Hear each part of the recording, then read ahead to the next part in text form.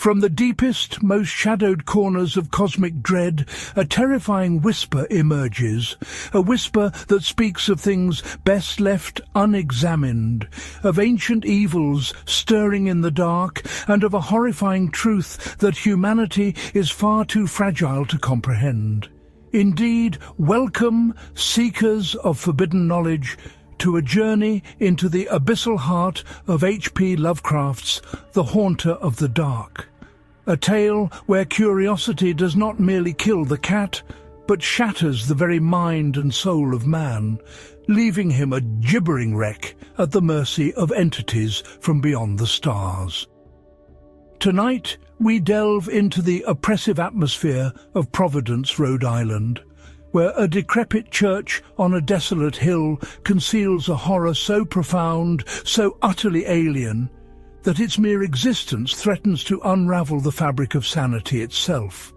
A horror that thrives in the absence of light, waiting, forever waiting, for a chance to extend its shadowy tendrils into our world. Our story begins with Robert Bloch, a young, imaginative and somewhat morbid writer and artist, a man drawn with an almost pathological intensity to the grotesque, the bizarre and the arcane, a soul forever yearning for the strange and the unsettling, much like Lovecraft himself. Bloch, having recently relocated to Providence, a city rich with history and architectural character, soon finds his artist's eye fixed upon a particularly ominous structure looming on Federal Hill. A desolate and decaying church whose steeple, visible from his window, casts an oppressive shadow over the surrounding urban sprawl. This church, with its broken windows, its sagging roof, and its air of profound abandonment, becomes an obsession for Bloch, a silent, grim sentinel that seems to call to him, to whisper secrets of forgotten ages and unspeakable rites, much as an ancient crumbling ruin might beckon a curious archaeologist towards a crypt of unknown horrors. Locals, of course, avoid the place, speaking in hushed tones of a dark history, of a strange sect that once worshipped within its walls, a cult known only as the Starry Wisdom, and of an unspeakable evil that lingered long after the last congregant had fled in terror. Bloch, however, is not one to be deterred by local superstitions or the chilling whispers of the past. Indeed, his artistic temperament revels in such macabre mysteries, fueling his desire to penetrate the veil of secrecy surrounding the decaying edifice. He begins by researching the church's history, poring over old city records, newspaper clippings, and obscure theological texts, piecing together a fragmented, horrifying narrative. He learns that the church, originally built by a rogue sect of dissidents, fell into disuse, and then into the hands of a peculiar and secretive group calling themselves the Starry Wisdom, a cult whose tenets were drawn from an eclectic mix of ancient heresies and truly alien philosophies, beliefs that hinted at cosmic intelligences and truths that humanity was never meant to grasp. Rumours abounded of their strange rituals, their nocturnal gatherings, and the peculiar, almost preternatural glow that emanated from the steeple on certain nights, an unsettling luminosity that seemed to pulse with a malevolent life of its own. The cult, it was whispered, had come to a grisly end, dissolving amidst a wave of madness, disappearances, and a terrifying incident that left the church utterly deserted, its doors sealed, its windows shattered, its very stones seeming to exude an aura of profound malevolence. This history, rather than deterring Bloch, only deepens his resolve, transforming his initial curiosity into an irresistible compulsion, a desperate need to uncover the secrets hidden within the church's mouldering walls, a drive that, as we shall see, ultimately proves to be his undoing. One fateful evening, armed with a flashlight and a chilling sense of anticipation, Blake finally succumbs to the church's silent summons.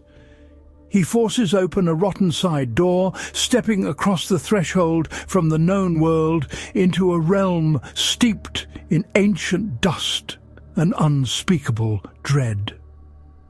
The interior of the church is a mausoleum of forgotten time, a labyrinth of decaying pews, tattered tapestries, and a pervasive musty odour that seems to cling to the very air, a scent of neglect and something far more sinister. Dust motes dance in the beam of his flashlight, swirling like spectral entities in the stale, heavy air as Blake navigates the labyrinthine corridors and nooks of the abandoned structure. He discovers the remnants of the Starry Wisdom cult's bizarre worship. Strange symbols carved into the wood, cryptic inscriptions on the walls, and a general atmosphere of profound spiritual corruption. The sheer weight of the unspoken history within those walls presses down upon him, a palpable sensation of dread that tightens around his heart, yet still he presses on, drawn by the irresistible pull of the unknown. His exploration leads him inexorably to the steeple, the very apex of the church, the source of those peculiar nocturnal glows that once troubled the city. Ascending the creaking, precarious stairs, Blake's heart pounds with a mixture of terror and exhilaration, each step bringing him closer to the heart of the mystery. There, at the very top, in a small windowless chamber, he makes his most significant and terrifying discovery. A dusty, cobweb-laden table upon which rests a mouldering journal, its pages brittle with age, and beside it a strange metallic box of intricate design, its surface adorned with symbols utterly alien to human geometry. With trembling hands, Blake opens the journal, revealing the frantic, almost illegible scrawl of a man named Edwin M. Lillibridge, the last known priest of the Starry Wisdom cult, a man whose sanity had clearly fractured under the weight of his unspeakable discoveries. Lillibridge's journal is a chilling testament to cosmic horror, a descent into madness written in increasingly desperate tones. It recounts the cult's misguided experiments, their forbidden summonings, and their horrifying success in calling forth an entity from beyond the stars. This entity, Lillibridge explains, is not merely some local ghoul or spectral presence, but an avatar of Nyarlathotep, the crawling chaos, one of the outer gods, a terrifying messenger and soul of the elder gods, a monstrous being of immense power whose very form defies human comprehension. The journal describes the entity's true nature, a shapeless, amorphous mass of darkness, an intelligence of pure malevolence, incapable of existing in direct light. It is, in essence, the embodiment of darkness itself, a creature that thrives in the absence of all illumination, its power growing exponentially in the deepest shadows.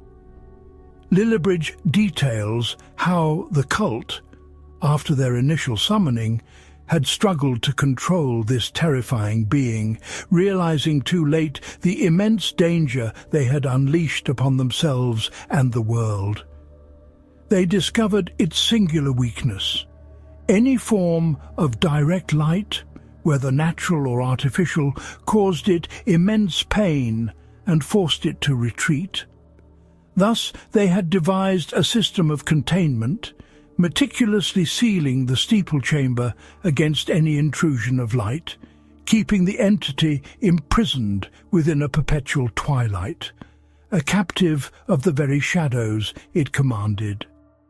However, the cultists, consumed by their own hubris and the intoxicating promise of forbidden knowledge, continued their interactions with the entity, drawing upon its dark wisdom, but at a terrible price. They began to disappear, one by one, their sanity dissolving, their bodies found in grotesque states, or not found at all. Lillibridge's entries grow increasingly fragmented, his terror palpable as he witnesses his fellow cultists succumbing to the haunter's insidious influence, their minds shattering, their souls consumed by the very darkness they sought to master. The journal ends abruptly, leaving Lillibridge's ultimate fate shrouded in a chilling mystery, suggesting he too fell victim to the unspeakable horror he had helped unleash, becoming just another forgotten morsel for the entity. Blake, despite the clear and unequivocal warnings contained within Lillibridge's frantic confessions, makes a critical, fatal mistake, a mistake born of his insatiable curiosity and artistic hubris. He takes the strange metallic box, recognizing it as the containment vessel for the Shining Trapezohedron, the very artifact the cultists had used to summon the entity. The trapezohedron itself is described as a faceted black, non-reflective stone, an object of alien geometry and profound cosmic significance, a focal point for the entity's power, a tool for contacting the outer gods. Blake removes it from its dark confinement, a decision that seals his doom. He returns to his apartment, the trapezohedron in tow, a cosmic, ticking time bomb now nestled within his seemingly safe haven. He begins to study the artifact, drawn to its inexplicable properties, the way it seems to absorb all light, to deepen the shadows around it, to whisper unspeakable truths directly into his mind. He feels a strange, growing pull towards the darkness, an increasing discomfort with artificial light, a sense of unease that subtly infiltrates his waking hours and haunts his dreams. The entity, now freed from its confinement within the church steeple, slowly begins to stir, its presence marked by a series of inexplicable electrical failures across Providence. The city experiences intermittent blackouts, plunges into darkness, not merely from mundane power outages, but from a more sinister, localized phenomenon. These blackouts become more frequent, more widespread, and increasingly terrifying, always occurring in proximity to where Blake and the trapezohedron reside. The city finds itself gripped by a pervasive, creeping fear, an irrational dread that seeps into the collective consciousness, as if an unseen predator is stalking the darkened streets, its presence heralded by the extinguishing of every light source. Blake, now increasingly tormented, finds his sanity fraying at the edges. He experiences vivid, horrifying visions, not merely dreams, but waking nightmares, glimpses into cosmic abysses and realities beyond human comprehension. He sees the city from an impossible angle, twisted and distorted, permeated by an unseen malevolent presence. The entity, the haunter of the dark, begins to manifest subtly around him, its presence felt as an oppressive weight, a chilling touch, a deepening of the shadows in his apartment, even during daylight hours. He becomes hypersensitive to light, finding even the smallest lamp unbearable, craving the shroud of darkness, even as he recognizes the terrifying implication of this growing affinity. He knows instinctively that the entity is drawn to him, drawn to the trapezohedron, drawn to the absence of light that his fear and his increasing madness are creating. He tries to understand, frantically scribbling notes, making grotesque drawings, attempting to capture the uncapturable, to articulate the unspeakable horror that is slowly consuming him.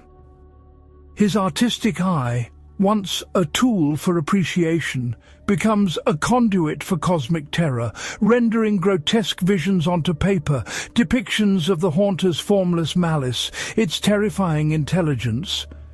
He attempts to reseal the trapezohedron, to undo his fatal mistake, but it is too late. The entity is too close, its influence too profound, its hunger too great. The climax of the story is a terrifying crescendo of cosmic horror and psychological collapse. One night, the entire city of Providence is plunged into a total unprecedented blackout, a complete and absolute cessation of all light.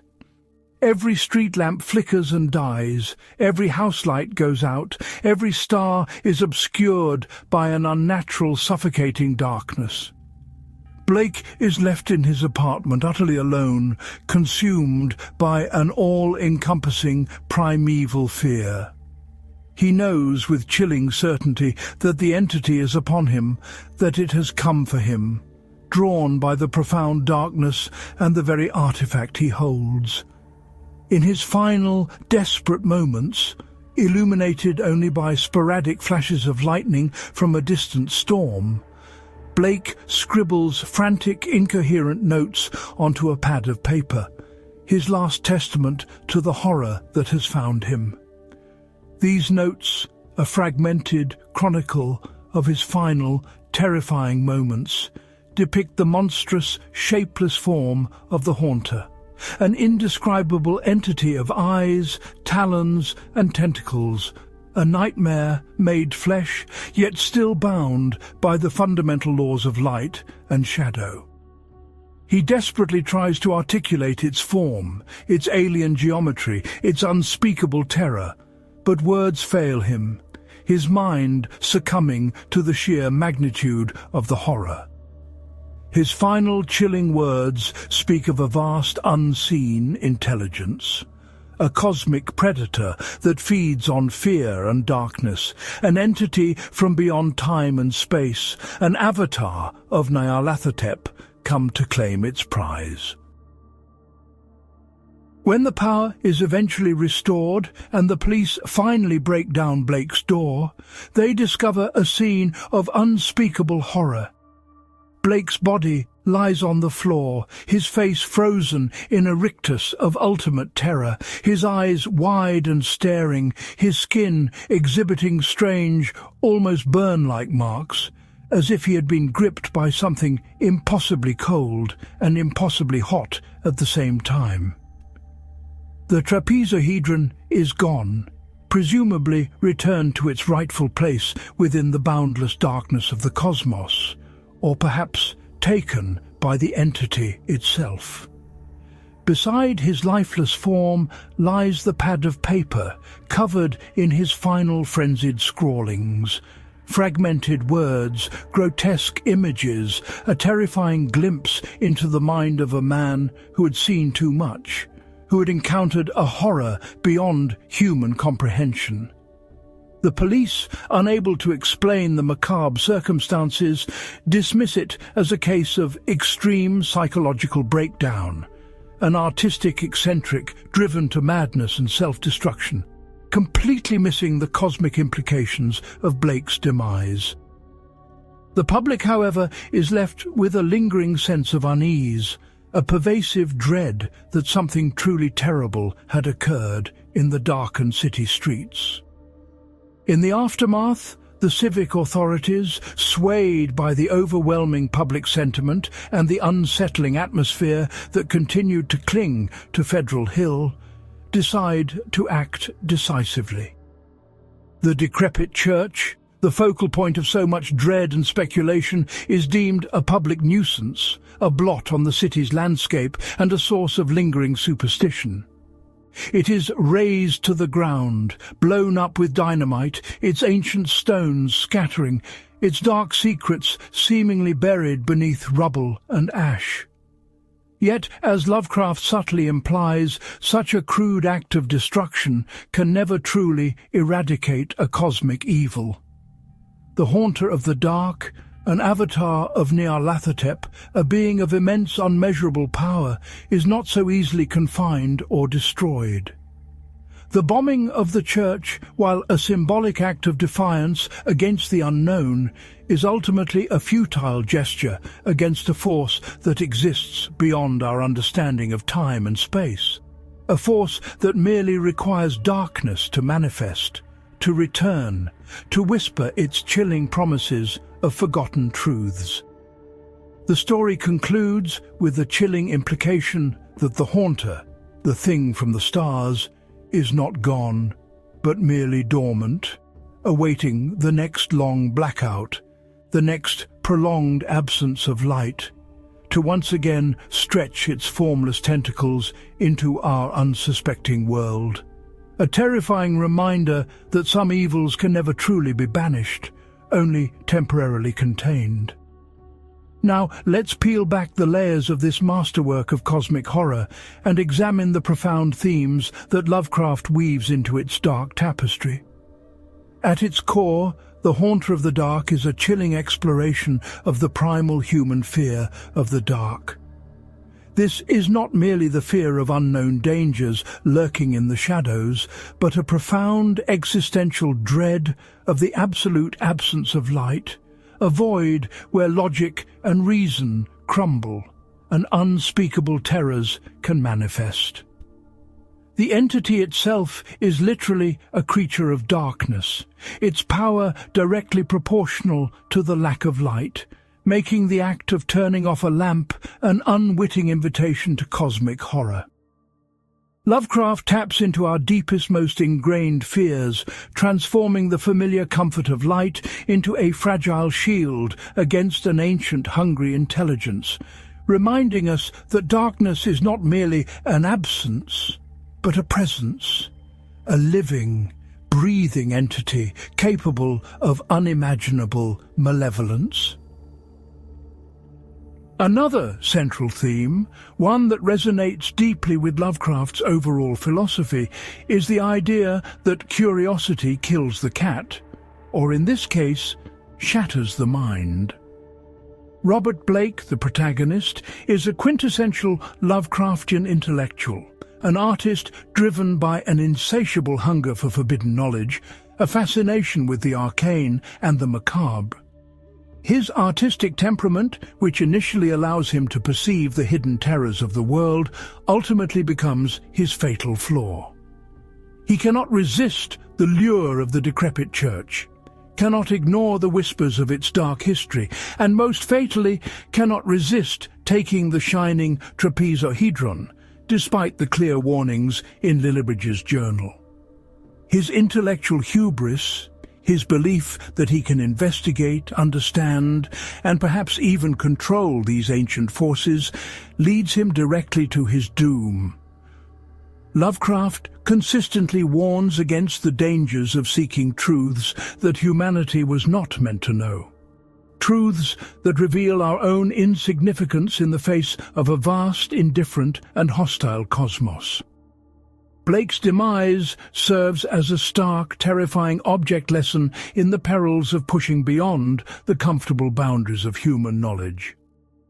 This leads us directly to the broader theme of forbidden knowledge itself, a recurring motif in Lovecraft's oeuvre. The Starry Wisdom cult sought to commune with alien intelligences, to tap into cosmic power. And in doing so, they stumbled upon truths that annihilated their sanity and brought about their destruction. The Shining Trapezohedron is the ultimate symbol of this forbidden knowledge, a conduit to the outer gods, an artifact that allows mere mortals to glimpse realities that shatter the human psyche. The horrors Lovecraft describes are often not tangible monsters in the traditional sense, but conceptual terrors, the profound, mind-blasting revelations of a universe utterly indifferent to human existence, a universe teeming with ancient, powerful entities that consider humanity less than dust. Bloch's visions are not merely hallucinations. They are glimpses into these forbidden realities, truths that his mind cannot process, leading to his inevitable descent into madness. Furthermore, The Haunter of the Dark showcases Lovecraft's unique brand of urban horror and gothic atmosphere. Unlike many horror stories set in remote, desolate locales, Lovecraft grounds this cosmic terror in the familiar historical backdrop of Providence, Rhode Island. He transforms a real city, a place he knew intimately, into a stage for unspeakable dread. The decaying church on Federal Hill becomes a focal point for ancient evil, its presence tainting the urban landscape, suggesting that even in the heart of civilization, the primal, the ancient and the utterly alien can lurk, hidden just beneath the surface of modernity. The Gothic elements, the decrepit architecture, the secret cults, the ancient journal, the slow creeping dread, are expertly interwoven with the cosmic horror, creating a unique blend of old-world terror and unimaginable extraterrestrial menace. Lovecraft's choice of an artist as his protagonist is also significant. Robert Bloch, like many Lovecraftian heroes, is sensitive, imaginative, and highly perceptive. These traits allow him to be more attuned to the subtle manifestations of the supernatural, to feel the oppressive atmosphere of the church, and to interpret the unsettling messages of the trapezohedron. However, this same sensitivity makes him incredibly vulnerable to the crushing weight of cosmic horror. His artistic mind, accustomed to delving into the depths of imagination, finds itself overwhelmed by a reality far more terrifying than any fiction, a reality that cannot be contained or understood by human constructs. He is not merely a witness to horror, but an active participant, his mind becoming a canvas upon which the haunter paints its horrifying presence. From a Lovecraftian mythos perspective, The Haunter of the Dark is crucial for its explicit connection to Nyarlathotep, the crawling chaos. Unlike many of Lovecraft's other entities, which are often described as remote, indifferent, and largely incomprehensible, Nyarlathotep is unique in his role as the soul or messenger of the outer gods. He is active, malevolent, and often takes on various forms or avatars to interact with humanity, subtly corrupting minds and instigating cults. The Haunter of the Dark is one such avatar, a being of pure darkness and malevolence, drawn to the chaos and ignorance of humanity. This story provides a clear, terrifying example of Nyarlathotep's insidious influence and his capacity for direct, personal horror, a stark contrast to the more distant cosmic indifference of entities like Azathoth or Yog-Sothoth. The fact that the entity is drawn by the trapezohedron, a device for communing with the outer gods, further solidifies its place within the broader mythos, positioning it as a conduit for more profound, universal terrors. The autobiographical elements within the story also provide fascinating insight into Lovecraft himself. Robert Bloch is often seen as a thinly veiled stand-in for Lovecraft, reflecting his own artistic sensibilities, his fascination with ancient architecture, and his deep connection to Providence. The specific location of the church on Federal Hill was inspired by Lovecraft's friend and fellow writer Robert Bloch, who visited Lovecraft in Providence and remarked upon the ominous appearance of a particular derelict church. Lovecraft, in a friendly nod, even named his protagonist Robert Bloch, an anagram of Bloch, and crafted the story around Bloch's observation, creating a meta-narrative layer of horror that reflects the real-world connection between the two authors. This personal touch imbues the story with a unique resonance, suggesting that even Lovecraft, the master of cosmic dread could find himself unnerved by the mundane horrors lurking in his own backyard. In terms of literary style, The Haunter of the Dark is a quintessential example of Lovecraft's unique prose. He employs an archaic formal language, richly descriptive adjectives, and long, complex sentences to build an oppressive, almost suffocating atmosphere of dread. The horror is rarely immediate. Instead, it is slowly revealed, hinted at through implications, fragmented journal entries, and the protagonist's deteriorating mental state. This technique of cosmic dread relies on the power of the unseen and the unknown, allowing the reader's imagination to fill in the truly unspeakable details, which are often far more terrifying than any explicit description could be. The use of Lillibridge's journal as a narrative device is particularly effective, lending an air of authenticity and a sense of found footage, horror to the tale, making the events feel more real, more immediate, and ultimately more terrifying. The journal's fragmented nature and the escalating madness of its author perfectly mirror Blake's own eventual descent, creating a chilling parallel between the two seekers of forbidden knowledge. Ultimately, The Haunter of the Dark stands as a powerful testament to Lovecraft's enduring genius, a tale that expertly blends psychological terror with cosmic dread, urban decay with ancient evil. It reminds us that humanity's place in the universe is fragile, that our understanding of reality is limited, and that some questions are best left unanswered, some doors best left unopened. It is a story that lingers long after the final word is read, a chilling whisper that warns us to cherish the light, for in the deepest, most profound darkness, things older than time, things utterly malevolent and incomprehensible, forever await their chance to break free and reclaim their ancient dominion. The next time the lights go out, perhaps during a sudden storm or an unexpected power outage, take a moment to truly appreciate the warmth and safety that illumination provides. And remember the fate of Robert Blake. For somewhere in the endless void of cosmic night, Nyarlathotep's avatars continue their tireless watch, forever drawn to the absence of light, forever hungry for the minds and souls of those foolish enough to seek what lies beyond the veil.